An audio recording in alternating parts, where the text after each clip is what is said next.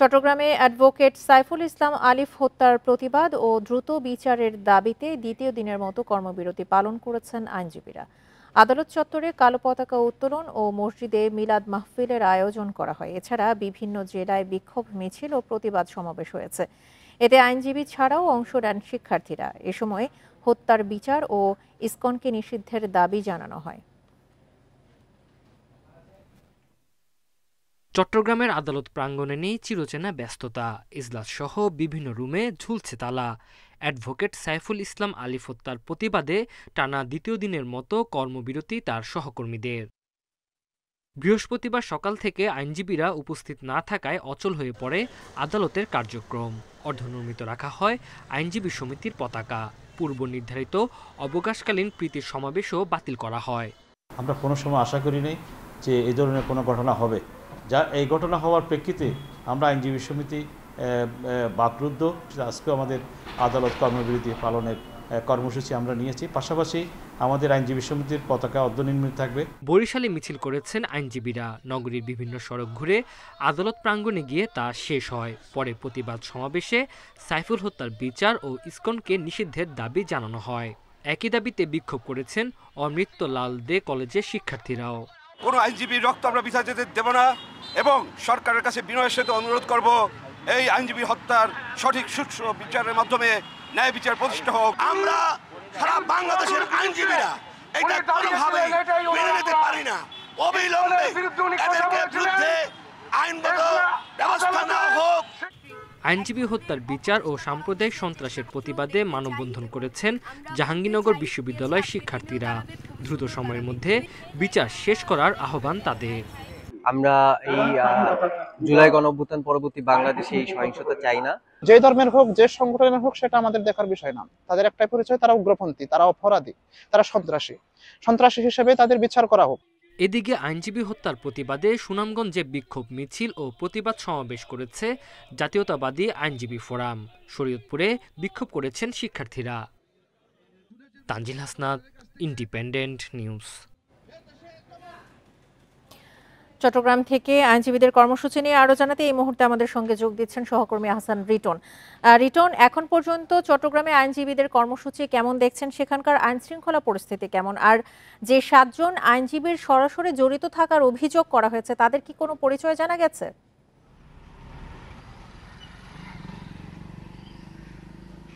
দেখুন, আজকে দ্বিতীয় দিনের মতো চট্টগ্রাম আদালতের যে কার্যক্রম সেটি আসলে বন্ধ রয়েছে। আমরা আসলে এখানে যারা আইনজীবী রয়েছেন তাদের সাথে কথা বলছি। তারা বলছে যে তাদের যে সহকর্মী অ্যাডভোকেট সাইফুল ইসলাম আলিফ, তার হত্যাকাণ্ডের প্রতিবাদে তারা মূলত এই কর্মসূচি পালন করছে। আমরা দেখেছি আজকে সকাল থেকে যে সমস্ত পথগুলো রয়েছে সেগুলো তালা ঝুলছে এবং ইতিমধ্যে সকাল থেকে বেশ কয়েক দফা তারা নানা কার্যক্রম শেষ করেছে। তার মধ্যে ছিল তাদের যে আইনজীবী সমিতির যে পতাকা সেটি অর্ধনির্মিত রাখা, পাশাপাশি হচ্ছে আজকে অ্যাডভোকেট সাইফুল ইসলাম আলিফের রুহের মাগফিরাত কামনা করে কোর্ট বিল্ডিংয়ে যে মসজিদ রয়েছে সেখানে বিশেষ দোয়া এবং মোনাজাতের আয়োজন করা হয়েছিল। পাশাপাশি একটি শোক র্যালিও ছিল। আমরা অন্যান্য সময় চট্টগ্রাম আদালত পাড়ায় যে এরকম ঠিক এই মুহূর্তে এই সময়টিতে যেরকম আইনজীবী এবং বিচার প্রার্থী যারা রয়েছে সবার সমন্বয়ে যেরকম একটি ভিড় দেখি, আজকে আসলে দুদিন ধরে সেই চিত্রটি একেবারেই ভিন্ন। আমরা দেখছি নেহায়েত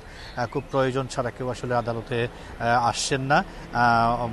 আইনজীবীদের অবস্থা ঠিক একই রকম।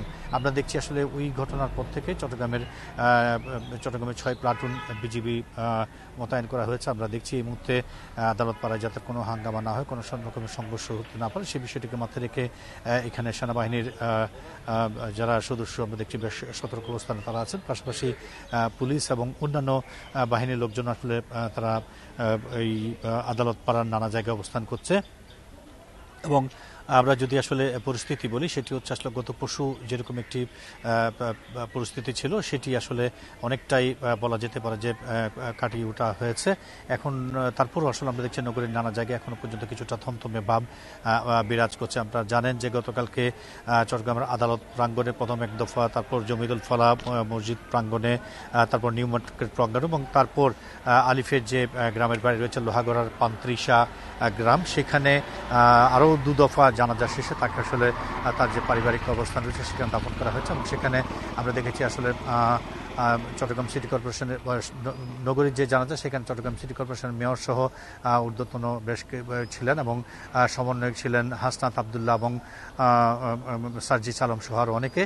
তো সবকিছু মিলিয়ে বলা যায় যে আজকে আসলে গত দুদিনের তুলনায় আজকে কিছুটা উত্তাপ কম রয়েছে এবং ধারণা করা হচ্ছে যে সেটি আরও দ্রুত কমতে থাকবে।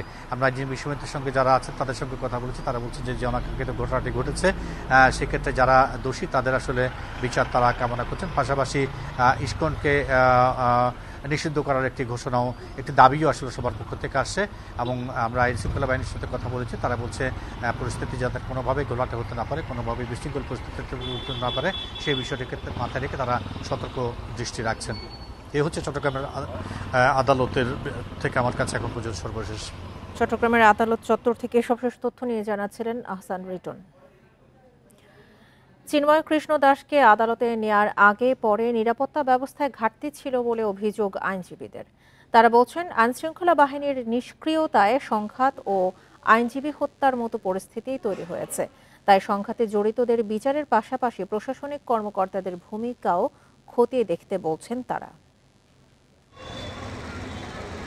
চট্টগ্রাম আদালত থেকে ৬০০ মিটার দূরত্বেই কারাগার।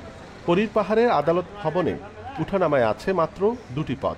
এর আগেও ১০ ট্রাক অস্ত্র মামলা থেকে শুরু করে জঙ্গিসহ আলোচিত নানা মামলার আসামিদের এখানে আনা হয়েছে কড়া নিরাপত্তায়। তবে চিন্ময় কৃষ্ণ ব্রহ্মচারীকে আদালতে আনায় আইনশৃঙ্খলা বাহিনী খুব বেশি সতর্ক থাকেনি বলেই অভিযোগ আইনজীবীদের। এত কম দূরত্ব পেরোতে ৩ ঘন্টা কেন লাগবে এবং কিভাবে চিন্ময়ের এত অনুসারী জড়ো হওয়ার সুযোগ পেল সেই প্রশ্ন তুলেছেন সংশ্লিষ্টরা। এখানে যারা ছিল বিডিআর দায়িত্ব যারা ছিল, অন্যান্য আইন শৃঙ্খলা বাহিনী যারা ছিল, যথেষ্ট পরিমাণে ঘাটতি ছিল। ওরা যদি সকাল থেকে এটা কন্ট্রোল করতে পারতো এই আজকে এই খারাপ অবস্থাটা হইতো না। প্রশাসনের যথেষ্ট দুর্বলতা আছে, প্রশাসনের মধ্যে নিষ্ক্রিয়তা আছে, প্রশাসনের মধ্যে বুথ চেপে বসে আছে। হত্যা সংঘর্ষে জড়িতদের গ্রেপ্তার বিচারের পাশাপাশি প্রশাসনের ভূমিকা যাচাইয়ের দাবি তুলে আইনজীবী নেতারা বলছেন দায়ী পুলিশ কর্মকর্তাদের বিরুদ্ধেও ব্যবস্থা নিতে হবে। যতটুকু জানি জেলা প্রশাসক কার্যালয়ের সামনে পুলিশ ছিল ব্যাপক, বিডিআর ছিল, আর্মি ছিল, কেন তারা আগে আসে নাই? পুলিশ কেন তাদেরকে আসার অনুরোধ করে নাই? তারা কেন আসে নাই? এই 4 ঘন্টা একটা লোককে প্রিজন ভ্যানে রেখে এই যে উল্লাস করলো, এটা তো আইনের প্রতি বিদ্যাঙ্গুলি। তবে নিরাপত্তা ব্যবস্থায় কোনো ঘাটতি ছিল না জানিয়ে চট্টগ্রাম মেট্রোপলিটন পুলিশ বলছে বিষয়টি স্পর্শকাতর বলেই পরিস্থিতি নিয়ন্ত্রণে বেগ পেতে হয়েছে। পুলিশ কিন্তু যথেষ্ট ধৈর্য এবং পেশাদারিত্বের পরিচয় দিয়ে পরিস্থিতিকে মোকাবেলা করেছে এবং এখানে আমাদের যথেষ্ট আন্তরিকতা ছিল, যার কারণে কোনো অত বড় ধরনের কোনো ব্যাপক আকারে কোনো ক্যাজুয়ালিটি হয়নি। 2-1টি অনাকাঙ্ক্ষিত ঘটনা ঘটেছে, সেগুলোকে আমরা অ্যাড্রেস করছি। এদিকে আদালত চত্বরে সংঘর্ষ ও আইনজীবী হত্যার ঘটনার পর নগর পুলিশের দক্ষিণ বিভাগের উপকমিশনার লিয়াকত আলীকে বুধবারই বদলি করা হয়েছে। অনুপম শীল, ইন্ডিপেন্ডেন্ট নিউজ, চট্টগ্রাম। আবারও বৈষম্য বিরোধী ছাত্র আন্দোলনের আহ্বায়ক হাসনাত আবদুল্লাহকে গাড়ি চাপা দিয়ে হত্যা চেষ্টার অভিযোগ উঠেছে। বৃহস্পতিবার পরপর 2 বার তাকে হত্যা চেষ্টা করা হয়। প্রথমে রাজধানীর মাতোয়াইল এবং পরে যাত্রাবাড়িতে তাকে হত্যা চেষ্টা করা হয়েছে। বৈষম্য বিরোধী ছাত্র আন্দোলনের মুখ্য সংগঠক আব্দুল হান্নান মাসুদ ফেসবুকে লিখেছেন, হাসনাত আবদুল্লাহকে আরেকবার যাত্রাবাড়িতে গাড়ি চাপা দিয়ে হত্যা চেষ্টা। আরেক পোস্টে কেন্দ্রীয় সমন্বয়ক মোহাম্মদ তরিকুল ইসলাম লিখেন, হাসনাত আবদুল্লাহকে যাত্রাবাড়িতে আবারও গাড়ি চাপা দিয়ে হত্যা চেষ্টা। এর আগে গতকাল বুধবার চট্টগ্রাম কক্সবাজার মহাসড়কে সন্ধ্যা 7:30টার দিকে বৈষম্য বিরোধী ছাত্র আন্দোলনের অন্যতম 2 সমন্বয়ক হাসনাত আবদুল্লাহ ও সার্জিস আলমকে ট্রাক চাপা দিয়ে হত্যা চেষ্টা করা হয়। বৈষম্য বিরোধী ছাত্র আন্দোলনে বাধা ও অবৈধ উপায়ে নিয়োগ পাওয়ার অভিযোগে খুলনা প্রকৌশল ও প্রযুক্তি বিশ্ববিদ্যালয়ের সাবেক 2 ভিসি, কর্মকর্তা, কর্মচারী সহ 12 জনকে সাময়িক বরখাস্ত করেছে কর্তৃপক্ষ। বিশ্ববিদ্যালয়ের জনসংযোগ কর্মকর্তা মোহাম্মদ শাহেদুজ্জামান এই তথ্য নিশ্চিত করেছেন। তিনি জানান, ছাত্র আন্দোলনে সক্রিয়ভাবে বাধা, বিভিন্ন সময়ে সাধারণ ছাত্র শিক্ষক নির্যাতনে যুক্ত, সক্রিয়ভাবে রাজনৈতিক প্রভাব বিস্তারের অভিযোগে সাবেক 2 ভিসি ডক্টর মিহির রঞ্জন হালদার ও ডক্টর মোহাম্মদ আলমগীর সহ 5 শিক্ষক, 6 কর্মকর্তা ও 1 কর্মচারীকে সাময়িক বরখাস্ত করা হয়। বিশ্ববিদ্যালয়ের 94তম সিন্ডিকেট সভার সিদ্ধান্ত অনুযায়ী তাদেরকে সাময়িকভাবে বরখাস্ত করা হয় বলেও জানান তিনি। বরখাস্তের বিষয়টি নিয়ে বুধবার চিঠি ইস্যু হয়। গাজীপুরের কালিয়াকৈরে বকেয়া বেতনের দাবিতে ঢাকা টাঙ্গাইল মহাসড়ক অবরোধ করে বিক্ষোভ করেছে একটি পোশাক কারখানার শ্রমিক ও কর্মকর্তারা। এতে দুর্ভোগে পড়েন ওই মহাসড়ক ব্যবহারকারী যাত্রী ও চালকেরা। সকাল ৯টা থেকে মহাসড়কে অবস্থান করে অবরোধ করে রাখেন মাহমুদ জিন্স কারখানার শ্রমিক ও কর্মকর্তারা। তাদের অভিযোগ, শ্রমিকদের ১ মাসের এবং কর্মকর্তাদের ৬ থেকে ৯ মাসের বেতন পাওনা থাকলেও পরিশোধ করছে না কর্তৃপক্ষ। পুলিশ জানায়, পাওনা পরিশোধের তারিখ ছিল আজ। বিষয়টি নিয়ে কারখানা কর্তৃপক্ষের সঙ্গে আলাপ আলোচনা চলছে। যে কোনো অপ্রীতিকর পরিস্থিতি এড়াতে মোতায়েন রয়েছে আইনশৃঙ্খলা বাহিনী।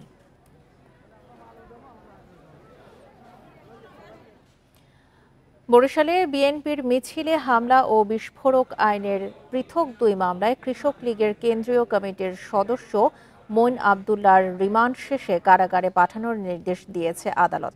সকালে বরিশাল মেট্রোপলিটন আদালতে তাকে হাজির করা হলে বিচারক নুরুল আমিন তাকে কারাগারে পাঠানোর নির্দেশ দেন।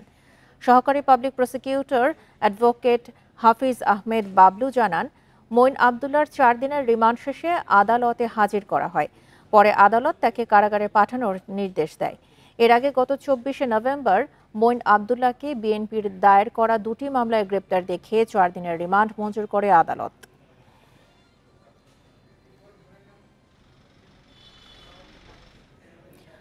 বান্দরবানে মোটরসাইকেল চোর চক্রের মূল হোতাকে গ্রেপ্তার করেছে পুলিশ। সকালে নিজ কার্যালয়ের সংবাদ সম্মেলনে এই তথ্য জানান জেলা পুলিশ সুপার শহীদুল্লাহ কাউসার। তিনি বলেন, অভিনব কায়দায় মোটরসাইকেল চুরি করে পুকুরে ফেলে বিকাশের মাধ্যমে টাকা আদায় করতেন চক্রটি। চুরির ঘটনায় মামলা হলে তদন্তে নামে পুলিশ। তথ্য প্রযুক্তির মাধ্যমে অভিযান চালিয়ে গ্রেপ্তার করা হয় এই চক্রের মূল হোতা চিং সামং প্রকাশকে। এ সময় তার কাছ থেকে চুরি হওয়া ২টি মোটরসাইকেল, ৩টি মোবাইল ফোন সহ ৭টি সিম উদ্ধার করা হয়।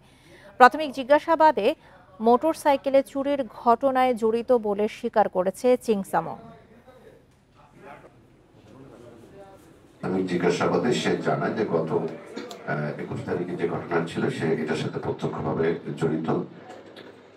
আর এর আগে যে ১৫ তারিখে যে চুরি হয়েছে সেটা ৩টা মোটরসাইকেলের বিষয়, সেটাও সে বলছে যে সেটা করেছে। সিলেটের জাফলংয়ের স্বামীকে হত্যার দায়ে স্ত্রী সহ ৩ জনের ফাঁসির আদেশ দিয়েছেন আদালত। সকালে অতিরিক্ত জেলা জজ আদালতের বিচারক শায়লা শারমিন এই রায় দেন। রাষ্ট্রপক্ষের আইনজীবী অ্যাডভোকেট জালাল উদ্দিন জানান, ২০২৩ সালের ১৬ এপ্রিল গোয়াইনঘাটে রিভারভিউ হোটেলের ড্রেনে আল ইমরান নামের এক পর্যটকের মরদেহ পাওয়া যায়। ঘটনার পর পালিয়ে যায় তার স্ত্রী খুশনাহার বেগম। এ ঘটনায় নিহতের বাবা বাদী হয়ে গোয়াইনঘাট থানায় হত্যা মামলা দায়ের করেন। পরে তদন্তে জানা যায়, নিহত ইমরানের স্ত্রীর সাথে মাহমুদুল হাসান নামে এক যুবকের সম্পর্ক ছিল। এর জের ধরে তাকে ঘুমের ওষুধ খাইয়ে শ্বাসরুদ্ধ করে হত্যা করে তারা। পরে কথিত প্রেমিক মাহমুদ ও তার সহযোগী নাদিমকে গ্রেপ্তার করে পুলিশ। এদিকে নাটোরে মাদক বহনের দায়ে কবির ইসলাম নামে এক যুবককে যাবজ্জীবন কারাদণ্ড দেওয়া হয়েছে। ২০২২ সালের ১৫ই নভেম্বর প্রায় ২৫০ গ্রাম হেরোইন সহ তাকে গ্রেপ্তার করে র্যাব। সিলেট, দিনাজপুর ও সিরাজগঞ্জে গণঅভ্যুত্থানে নিহতদের স্মরণে সভা অনুষ্ঠিত হয়েছে। সকালে সিলেট নগরীর বালুচরের শিল্পকলা একাডেমির মিলনায়তনে স্মরণ সভার আয়োজন করে জেলা প্রশাসন। এ সময় বক্তারা বলেন, গণঅভ্যুত্থানে যারা শহীদ হয়েছেন তাদের আত্মত্যাগ বুকে ধারণ করে দেশকে নতুনভাবে গড়তে হবে। শহীদ ও আহতদের পরিবারকে পুনর্বাসনের জন্য সরকার আন্তরিকভাবে কাজ করছে বলেও জানান তারা। সভায় অংশ নেন গণঅভ্যুত্থানে নিহত ১৩ পরিবারের সদস্য। এদিকে দিনাজপুরে গণঅভ্যুত্থানের শহীদ ৮ পরিবারকে ২৫,০০০ টাকার চেক দেওয়া হয়। পাশাপাশি আহতদের চিকিৎসা সেবা নিশ্চিতের পাশাপাশি কর্মসংস্থান সৃষ্টির আশ্বাস দেওয়া হয়। সিরাজগঞ্জেও জুলাই আগস্ট গণঅভ্যুত্থানে আহত ও নিহতদের স্মরণের সভা অনুষ্ঠিত হয়েছে। জেলায় ১১ জন শহীদ এবং ১৭৬ জন আহত ব্যক্তির তালিকা করেছে প্রশাসন।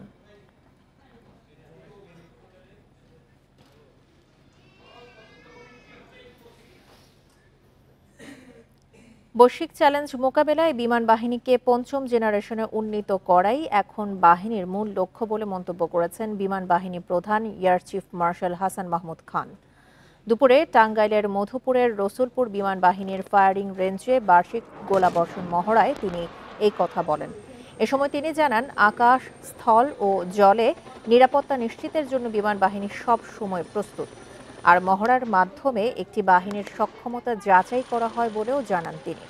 পরে 7 BGI ও MiG-29 সহ 5 যুদ্ধ বিমান মহড়ায় অংশ নেয় এবং যুদ্ধের নানা কৌশল প্রদর্শন করে।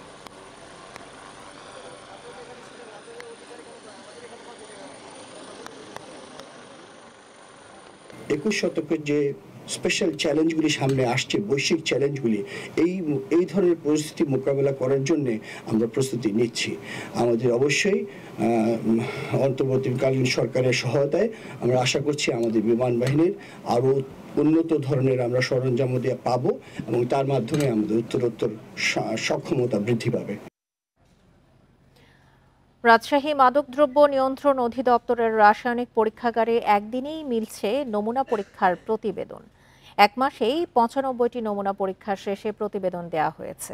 আগে এসব নমুনা ঢাকায় পাঠাতে হলেও এখন স্থানীয়ভাবে রিপোর্ট পাওয়ায় মাদক মামলার তদন্তে গতি বেড়েছে বলছেন কর্মকর্তারা। কোনো রিপোর্ট নিয়ে প্রশ্ন থাকলে পুনরায় পরীক্ষার সুযোগও রয়েছে। সীমান্তবর্তী এলাকা হওয়ায় গাঁজা, ফেনসিডিল সহ বিভিন্ন ধরনের মাদক চোরাচালানের বড় রুট রাজশাহী। এবছর বিভাগের 8টি জেলায় মোট 1023টি অভিযান পরিচালনা করে প্রশাসন। মামলা হয়েছে 263টি, আসামি প্রায় 300। জব্দ করা মাদকের নমুনা পরীক্ষায় গেল অক্টোবরের মাঝামাঝিতে বিভাগীয় মাদক নিয়ন্ত্রণ অধিদপ্তর কার্যালয়ে চালু হয় আধুনিক রাসায়নিক পরীক্ষাগার। 4টি ল্যাবে 7 জন কর্মী কাজ করছেন, একদিনেই দিচ্ছেন প্রতিবেদন। এক মাসে পরীক্ষা হয়েছে 95টি নমুনা, এর মধ্যে প্রায় 75টি মামলার চার্জশিট দেওয়া হয়েছে। অটোমেটিক্যালি এগুলো যন্ত্রের সাহায্যে আমরা টেস্ট করি বলে খুব তাড়াতাড়ি এই রেজাল্টগুলো পাওয়া যায় এবং খুব তাড়াতাড়ি রেজাল্ট পাওয়ার জন্য আমরা রিপোর্ট খুব তাড়াতাড়ি সরবরাহ করতে পারি। মাদক মামলায় ল্যাব রিপোর্ট গুরুত্বপূর্ণ হওয়ায় দ্রুত প্রতিবেদনে তদন্তে অগ্রগতির প্রত্যাশা অধিদপ্তরের। দ্রুত রিপোর্ট দেওয়ায় কোনো প্রশ্ন উঠলে আবারও পরীক্ষার সুযোগ রয়েছে বলছেন কর্মকর্তারা।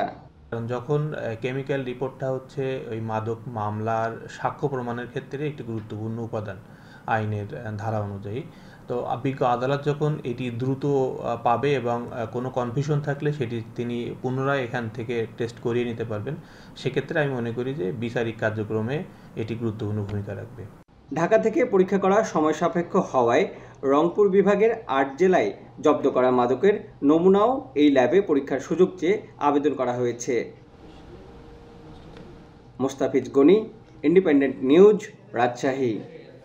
টাঙ্গাইলে পুলিশ কনস্টেবল পদে নিয়োগ পরীক্ষায় জালিয়াতির অভিযোগে 6 জনকে গ্রেপ্তার করা হয়েছে। এ সময় তাদের কাছ থেকে খালি চেক, 60টি নকল প্রবেশপত্র সহ বিভিন্ন সরঞ্জাম উদ্ধার করা হয়।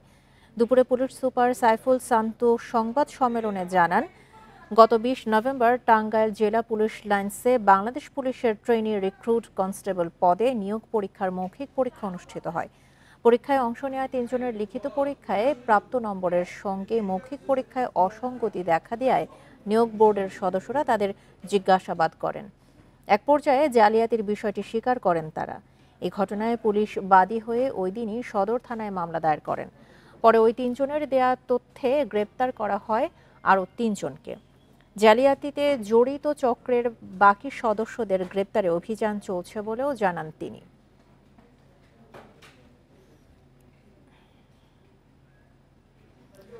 গাজীপুরের টঙ্গীতে 2 গ্রুপের সংঘর্ষের জেরে 2 জনকে গ্রেপ্তার করেছে যৌথ বাহিনী। বুধবার রাত 11:30টায় এরশাদনগর এলাকা থেকে তাদের গ্রেপ্তার করা হয়। এ নিয়ে এই ঘটনায় মোট 5 জনকে গ্রেপ্তার করা হলো। পুলিশ ও স্থানীয়রা জানায়, মঙ্গলবার রাতে রিকশা গ্যারেজ নিয়ে স্থানীয় আনোয়ার ও কামরুল ইসলাম গ্রুপের মধ্যে সংঘর্ষ হয়। এতে আহত হন অন্তত 10 জন। এ ঘটনায় 8 জনকে আসামি করে মামলা দায়ের করা হয়। মামলার পরপরই অভিযানে নামে যৌথ বাহিনী, গ্রেপ্তার করে 5 জনকে। ঋতু পরিবর্তনে শীতকালের আগমন এখনো বাকি, তবে আগেই উত্তরের জেলাগুলোতে অনুভূত হচ্ছে শীত। দিনের বেলা স্বাভাবিক থাকলেও রাতে নামছে তাপমাত্রা।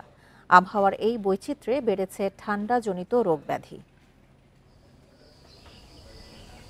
উত্তরের জেলা পঞ্চগড়ে রাত থেকে ভোর পর্যন্ত থাকছে কুয়াশা। এই সময় তাপমাত্রা থাকছে কম, দিনে হালকা গরম আর রাতে ঠান্ডা। আবহাওয়ার তারতম্যের কারণে বেড়েছে শীতজনিত রোগের প্রকোপ, যাদের বেশিরভাগই বয়স্ক ও শিশুরা। হঠাৎ করে আর কি আমার বাচ্চার জ্বর সর্দি লাগলো, তারপরে আমি হাসপাতালে নিয়ে আসলাম। কয়েকদিন ধরে খুব কুয়াশা, দিনের বেলা 8টা বাজলে 9টা বাজলে রোদ উঠে যায়, তারপরে রাত্রেবেলা খুব ঠান্ডা পড়ে। ঠাকুরগাঁয়ে ঘন কুয়াশা না থাকলেও দিন দিন বাড়ছে শীতের তীব্রতা। রাতের তাপমাত্রা নামছে 12 থেকে 13 ডিগ্রি সেলসিয়াসে। ঠান্ডা বাড়তে থাকায় দুর্ভোগ বাড়ছে নিম্ন আয়ের মানুষের। কুয়াশা কম হতে পারে, কিন্তু ঠান্ডা করছে প্রচুর। খুব ঠান্ডা, দিনের বেলা একটু গরম হলেও রাত্রে খুবই ঠান্ডা। কয়েকদিন ধরে দিনাজপুরের তাপমাত্রা 13 ডিগ্রি থেকে 14 ডিগ্রি সেলসিয়াসের মধ্যে থাকছে। তবে আগামী এক সপ্তাহের মধ্যেই তাপমাত্রা আরও কমতে পারে বলে জানিয়েছে স্থানীয় আবহাওয়া অফিস। আগামী 2-1 দিন তাপমাত্রা কিছুটা এই অঞ্চলে বৃদ্ধি পেতে পারে, সেই সাথে শীতের অনুভূতি কিছুটা লাঘব হতে পারে। এরপর তাপমাত্রা আবারও স্বাভাবিকভাবে এই অঞ্চলে হ্রাস পেতে থাকে। এদিকে শীতের আগমনে বিভিন্ন জেলায় লেপ কাঁথা তৈরিতে ব্যস্ত কারিগররা। ভিড় বেড়েছে ক্রেতাদের। তাপস সরকার, ইন্ডিপেন্ডেন্ট নিউজ। দক্ষিণ পশ্চিম বঙ্গোপসাগরে অবস্থানরত গভীর নিম্নচাপটি আরও ঘনীভূত হওয়ার শঙ্কা তৈরি হয়েছে। এটি আরও উত্তর পশ্চিম দিকে অগ্রসর হচ্ছে। ভোর 6টায় পায়রা বন্দর থেকে 1710 কিলোমিটার দক্ষিণে অবস্থান করছিল। গভীর নিম্নচাপের কেন্দ্রে সাগর উত্তাল রয়েছে। কেন্দ্রের 48 কিলোমিটারের মধ্যে বাতাসের গতিবেগ রয়েছে ঘন্টায় 50 কিলোমিটার, যা ঝোড়ো হাওয়া আকারে 60 কিলোমিটার পর্যন্ত বৃদ্ধি পাচ্ছে। দেশের সব সমুদ্র বন্দরে 1 নম্বর সতর্ক সংকেত জারি রয়েছে। পরবর্তী নির্দেশ না দেওয়া পর্যন্ত মাছ ধরার নৌকা, ট্রলারকে উপকূলের কাছে সাবধানে চলাচলের নির্দেশনা দেওয়া হয়েছে। এদিকে আবহাওয়ার পূর্বাভাসে বলা হয়েছে আজ ঢাকা, বরিশাল ও চট্টগ্রাম বিভাগের 2-1 জায়গায় বৃষ্টি হতে পারে। এই ছিল সমগ্র বাংলাদেশে আমন্ত্রণ পরের আয়োজনে।